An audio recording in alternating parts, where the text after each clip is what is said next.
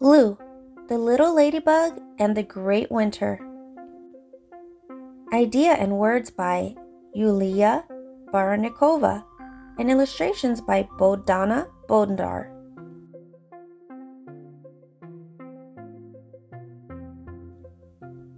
This is the story of a little ladybug named Lou who loved to fly. On sunny days, Lou loved to sit on her white daisy and soar through the sky together with the other ladybugs. She also liked to look at the clouds in the sky during the day and count the twinkling stars at night. It never occurred to Lou that this might all change. One day, Lou noticed that the trees around her looked different. They were not green anymore. Instead, they had turned yellow, orange, and red. A couple of days later, they had even fewer leaves on them. Then no leaves at all. Whoosh, whoosh. Her lovely daisy began to wilt too. The daisy's white petals fluttered down to the ground. Lou decided to ask her friend the butterfly what was going on. She found her carrying some leaves back to her home. "Mrs. Butterfly, where have the warm and sunny days gone to?" cried Lou. "Oh, don't you know? Winter is coming," answered Mrs. Butterfly. "Winter?" asked Lou with a puzzled look. "What's winter?" But Mrs. Butterfly was too busy preparing her hole in the tree to answer Lou. The little ladybug decided to ask her friends the ants. She found them carrying some food back to their ant house. "Ants!" cried Lou. "Have you two ever heard of winter?" "Oh, yes, we have. It's the coldest time of the year," they answered. "We're saving food for the whole winter in case we decide to wake up from our deep sleep." "Cold?" said Lou with a puzzled look. "What's cold?" But the ants were too busy storing food to answer Lou. Lou had never felt a cold day in her short ladybug life, so she didn't understand what winter was. She fluttered her wings and decided to ask Mrs. Spider. "Mrs. Spider," cried out the little ladybug, "cold is coming. Who is this cold?" she asked.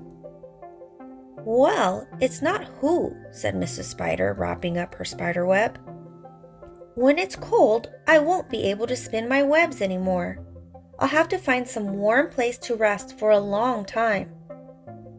"Should I also look for a warm place?" asked Lou. But the spider was too busy putting away her web to answer Lou. Whoosh, whoosh. Soon Lou finally felt that cold was here. Her little body couldn't stand it. It was Lou's first time seeing white snow. Lou felt lonely in the new world. She started crying little ladybug tears. Suddenly, Lou saw one of her ladybug friends flying towards her. "Lou, where have you been?" asked the ladybug. "I have been looking everywhere for you. Winter is almost here." "I don't like winter. It's far too cold.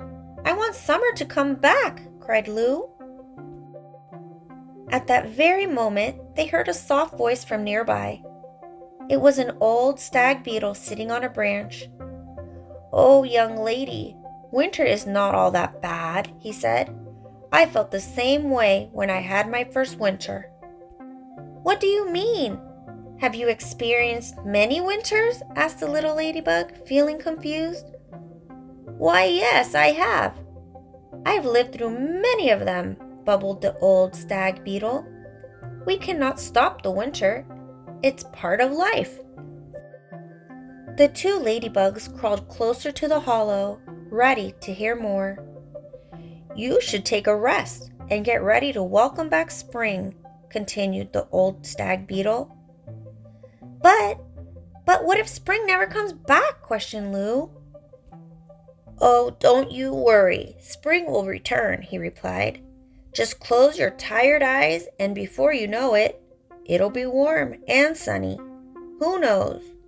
Maybe you'll even miss the snow." "I didn't even think about trying to find a place to sleep for winter," said Lou in a small voice. "Luckily, you have friends, Lou," said the orange-shelled ladybug. In the fall, most of us were looking for the best hollow to hibernate. But let's be quick. The other ladybugs are waiting for us. Lou turned to the old stag beetle. Thank you, Mr. Stag Beetle. You sure know a lot about winter. It was my pleasure. Old Beetle is always here to help. And now hurry along, my friends, he said as he disappeared into the hollow of the tree. Not wasting a minute, Lou and her friend flew over the snow-covered hills to dream their ladybug dreams in their new winter home. Lou snuggled into a bed of dry leaves and slept for a long, long time. But what was happening outside?